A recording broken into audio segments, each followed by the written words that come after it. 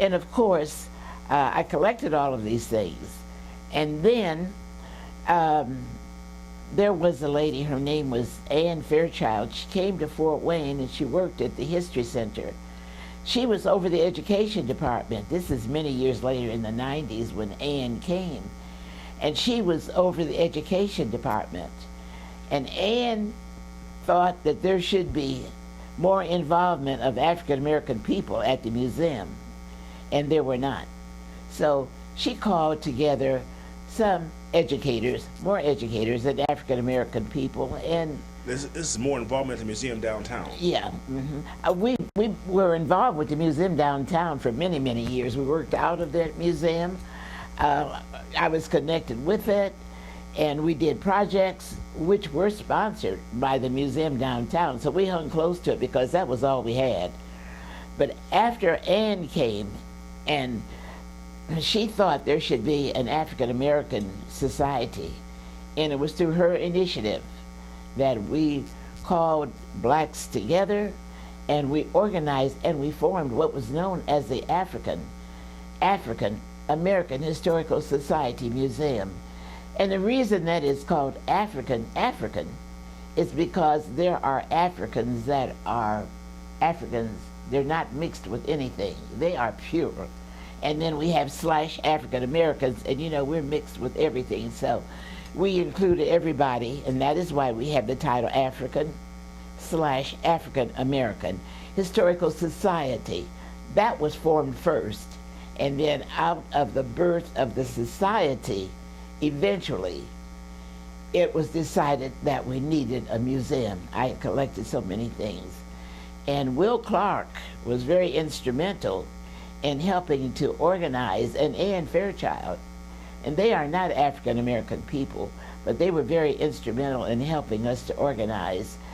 And there was a Mary Ray, who was a teacher, Miles Edwards, myself, and Carol Cartwright, and a few others, and we are the founders for the beginning of the organization of the African American Historical Society. And out of that, the museum was born. The museum came into being on February the 1st in the year 2000. You know, as you were going through these plans and what have you, did many people across Fort Wayne say that you all would not be strong enough to have a museum and that there'd be no interest in a museum? Well, in the beginning, it was something new. And because it was new, it caught the eye and the attention of people that were interested in it. And what we did was we had fundraisers. We started doing things like at Turner Chapel, we had gatherings, and we had big dinners. People donated food, and we began by having some kind of warning the people or exposing the people, letting them know what our intentions were. We had quite a following at that time, and what made it so interesting was that the following was not all African American people. We had a sizable amount of other people, which even all through our work relationship we did have. It was highly integrated, and there was a lot of interest in it. It did catch on, never real big, but it did catch on, and there was enough interest, and we felt as though we could make a success if we established an African American museum. And the reason that we told people was it was necessary because we do have our history center, but there's not enough room. They would give us a small space for an exhibit, but we were limited and had to get their approval for space as well as what kind of exhibits we would be able to give. So being everything was so limited as far as African American exhibits was concerned, we decided that we needed our own museum so we could have as much space as we wanted. So the interest was there, and so far as the money was concerned, whites contributed very healthily to the beginning of our museum, as well as some of our prominent African American members of the community. So it was really together.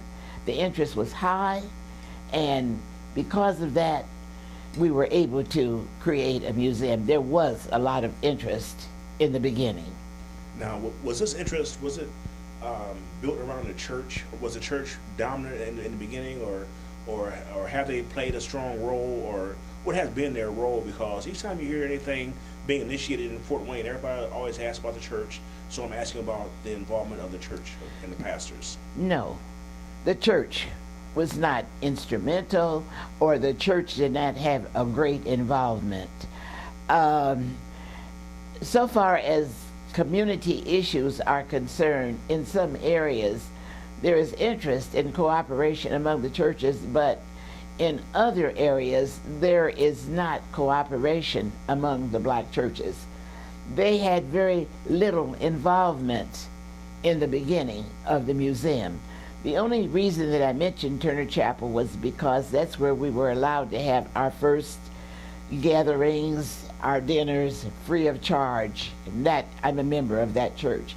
And there was no monies involved in anything that we did at the church. But I had an exhibit on the African American churches in Fort Wayne. As a matter of fact, we took a survey in the year 2000. There were 105 African American churches in Fort Wayne at that time. And I personally was the photographer. I had taken pictures of all of those churches and had a little bit of history. Some of the ministers sent me their history. Others I got from members or various other places. But the churches did not even cooperate with me then when I had this huge exhibit on African American churches in Fort Wayne. But I did have them exhibited, and they were on exhibit in our museum, one of our main exhibits, for about 2 years. Now, one thing I've noticed here in Fort Wayne, when you survey the black community, most of the blacks, all the blacks here basically came from someplace else. There may have been a handful here, but most of the blacks migrated in from the South, and they all had their own stories, their own tales of what the travelers were. But what I'm getting at is since most of these people went to churches, that would have been one fantastic nucleus of information of getting people's stories about what they went through, during the migration, especially in the 40s, 50s, 60s. That was valuable times there. Why didn't they see that? I mean, was there a collective intelligence from the churches as to how they could be of benefit to this movement that you had created? Well, the churches could have benefited greatly from it. The museum could have benefited greatly from it. We could have all benefited greatly from the greater involvement of the churches. Now, I was born in Fort Wayne, and I was born in Fort Wayne in 1928. And there were very, very few black people here. As a matter of fact, I think there were about, all during my childhood, my early years, there were under 1,000 black people in Fort Wayne. And the population, blacks came to Fort Wayne basically, and I'll tell you, my uncle came in 1915. He was recruited to work as a carpenter at the old rolling mill, which was eventually Jocelyn Steel Mill in Fort Wayne.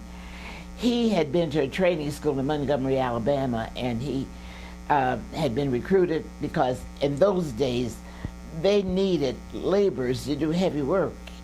And the Industrial Revolution was just beginning, and so they had sent people, a recruiter to South, various places, and I know Alabama was one, Montgomery, and my uncle was recruited to come to work at the Rockefeller, which was the steel mill at that time.